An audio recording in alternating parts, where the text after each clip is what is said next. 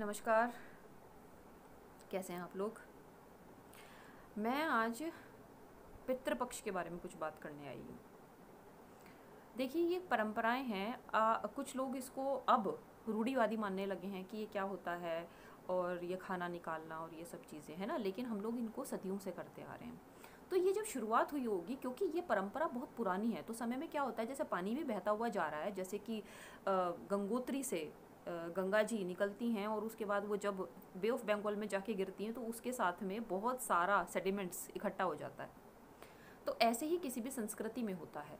संस्कृति में समय के साथ साथ उसमें कुछ चीज़ें ऐड होती चली जाती हैं, है ना, कुछ चीज़ें छूट जाती हैं, कुछ ऐड होती चली जाती हैं। इसी तरह से इसमें चीज़ें हुई हैं, ठीक है ना। लेकिन ये शुरुआत किस वजह से हुई होगी? तो मैं ये जो मेरे जो छात्र छात्राएं हैं, मैं उनको इसके बारे में, स्टूडेंट्स को मैं इसके बारे में कुछ बताना चाहती हूँ, जिससे कि वो इस चीज़ को मात्र इस वजह से स्वीकार ना करें क्योंकि ये चीज़ कर रहे हैं उस चीज़ को, और कल को कोई ये कहे कि ख़राब है तो उसे छोड़ दें। नहीं, उस चीज़ को आप इसलिए स्वीकार करो क्योंकि उसके पीछे कुछ कारण है, और कारण ऐसा नहीं है कि बस हो गया, नहीं, एक वैलिड रीज़न है जो बिल्कुल एक तरीके से आप कह लीजिए, जिनमें अभी जो बातें बताऊंगी तो आप उस चीज़ को मानेंगे। निकोला टेस्ला, सब लोगों ने इस बात नाम को सुना होगा, एक रिनोन्ड साइंटिस्ट जो समय से पहले इस दुनिया से चले गए, और शायद जिस समय में वो थे उसके वो बहुत साल आगे थे, उनकी जो सोच थी। उन्होंने एक, उनका बहुत फेमस है, उनका एक कोटेशन है। उन्होंने कहा था, if you want to understand the secrets of this universe, understand it in terms of vibrations, waves and frequencies. Correct. अब कृष्ण पे आते हैं। निकोला टेस्ला के बाद कृष्ण, योगीराज कृष्ण। उन्होंने गीता में क्या कहा? श्री कृष्ण ने, प्रभु श्री कृष्ण ने गीता में बोला कि कर्म जो हम कर रहे हैं उससे तो एनर्जी क्रिएट होती ही है ना। और एनर्जी क्या होती है? एनर्जी जो है वो कभी डिस्ट्रॉय नहीं होती, है ना, वो फॉर्म चेंज करती है ना। ये तो आप लोगों ने साइंस में पढ़ा ही होगा। तो श्री कृष्ण ने गीता में बोला कि जो हम कर्म कर रहे हैं उससे तो एनर्जी क्रिएट हो ही रही है, चाहे पॉजिटिव चाहे नेगेटिव, है ना। लेकिन उसके साथ में जो आप सोच रहे हो, वो जो सोच है, उस सोच से भी एनर्जी क्रिएट होती है, वाइब्रेशंस क्रिएट होते हैं, और वो इतने ज़्यादा, उसका इम्पैक्ट इतना ज़्यादा होता है कि जो आप कर्म कर रहे हो ना, जो आप एक्टिविटी कर रहे हो, उससे ज़्यादा इम्पैक्टफुल होता है थॉट। ठीक है, ये क्या हुआ? एनर्जी। अब आप एक एग्जाम्पल के तौर पे एक बात को समझिए। आप किसी के पास जाइए या किसी के घर में जाइए, आपको किसी व्यक्ति के पास बैठ के ऐसा फील होगा, यू विल फील ब्लिसफुल, शांत, सैरन, बहुत काम, एकदम से आपको ऐसा फील होगा। और किसी जगह पे जाके आपको बहुत अच्छा लगेगा। लेकिन आपको किसी आदमी के पास, और वो आपसे बात नहीं कर रहा और आप उससे बात नहीं कर रहे, और आप बैठे हो उसके पास में, है ना, और आपको अचानक से एक बहुत ही डिप्रेसिंग फीलिंग और जैसे बहुत कुछ सैडनेस और इस टाइप का कुछ फील होने लगेगा, मतलब आप वहाँ से बस निकलना चाहोगे। ऐसे किसी जगह पे होता है। किसी आप घर में जाओ आपको बहुत अच्छा लगेगा, और किसी घर में जाओ तो आपको ऐसा लगेगा कि मतलब यहाँ कुछ है नेगेटिव। ये सब क्या है? These are energies, positive energy या नेगेटिव एनर्जी जो क्रिएट हुई है वाइब्रेशंस से, फ्रीक्वेंसीज से। ठीक है, गौतम बुद्ध और महावीर स्वामी, है ना, या प्रभु श्री राम, इनके बारे में बोला जाता था, गौतम बुद्ध और महावीर स्वामी के बारे में। प्रभु श्री राम का जो साम्राज्य था उसको तो बोलते ही हैं राम राज्य, मतलब वो एक सर्वश्रेष्ठ राज्य, ठीक है। लेकिन गौतम बुद्ध और महावीर स्वामी के बारे में बोला जाता है कि वो जिस जगह पे रहते थे या चलते थे या जिस क्षेत्र में वो जाते थे, उस क्षेत्र में कई किलोमीटर दूर तक किसी भी प्रकार का अपराध होना तो बहुत दूर की बात है, अपराध के बारे में सोचा भी नहीं जाता था। ये क्या है? यह एनर्जी, उसका दायरा कितना बड़ा हुआ है। करेक्ट, ठीक है। अब मैं ये सारी बातों को पितृ से क्यों जोड़ रही हूँ? हम लोग क्या हैं? हम लोग क्या सिर्फ ये हैं कि हम लोग क्रिएट हो गए, हम लोग पैदा हो गए, क्रिएट ही है एक तरह से, और प्रोड्यूस हो गए, क्रिएट भी आप एक वर्ड को प्रोड्यूस समझिए, और हम लोग आ गए दुनिया के अंदर।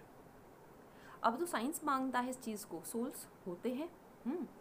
और उसके साथ में अब साइंस ये भी बोलने लगा है कि भाई जो बच्चा होता है वो अपने माँ बाप को चूज़ करता है ना।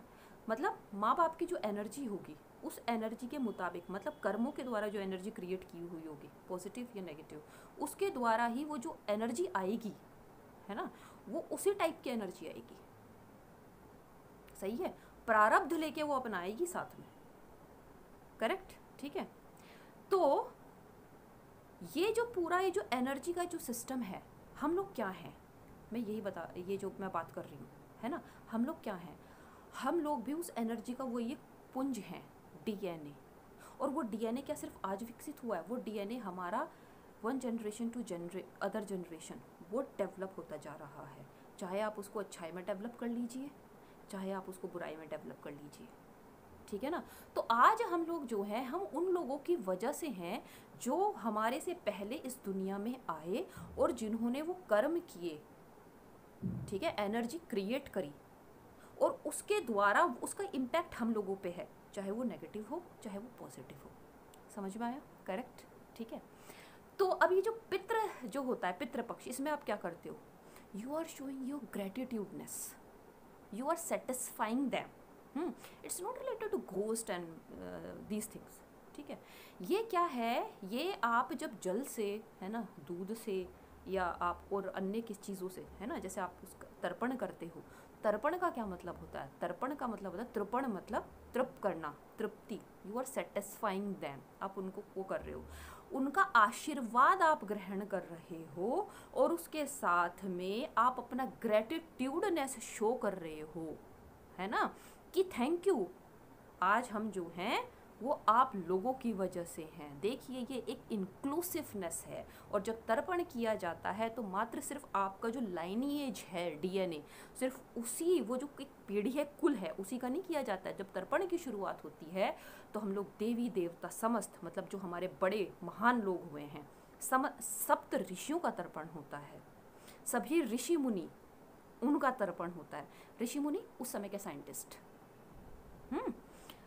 तो ये क्या है, ये एक इंक्लूसिवनेस है। You are bowing towards them, you are surrendering your ego, है ना, you are creating positive energy for yourself, that's it. ये है तर्पण। यू आर थैंकिंग दैम, उन्होंने जो आप लोगों के लिए किया। हम आज जो कर रहे हैं वो जो पीढ़ी दर पीढ़ी किया गया है उसका नतीजा है, और आज हम जो करेंगे वो आगे जाके पता चलेगा हम लोग क्या इस दुनिया में करके गए हैं। तो इट्स ऑल अबाउट एनर्जीज, ठीक है ना। तो आई होप बच्चों को ये बात समझ में आई होगी, और इस चीज़ को आप कीजिए। जब आप इस टाइप की कुछ एक्टिविटी करते हैं तो उसके बाद क्या होता है, जब आप खुश होते हैं आपका ऑरा बढ़ता है, हेलो जिसे बोलते हैं, और जब आप दुखी होते हैं तो वो ऑरा सिमट जाता है। तो you are expanding your aura. Correct. Thank you so much. I hope आप लोगों को ये जो मैं बताना चाह रही थी वो समझ में आया होगा। तो ये जो रिचुअल्स हैं ये सारे के सारे हमारा ईगो जो होता है उसको कम करने के लिए होते हैं, ठीक है, और इसी तरह से ये सब बनाए गए हैं। नमस्कार।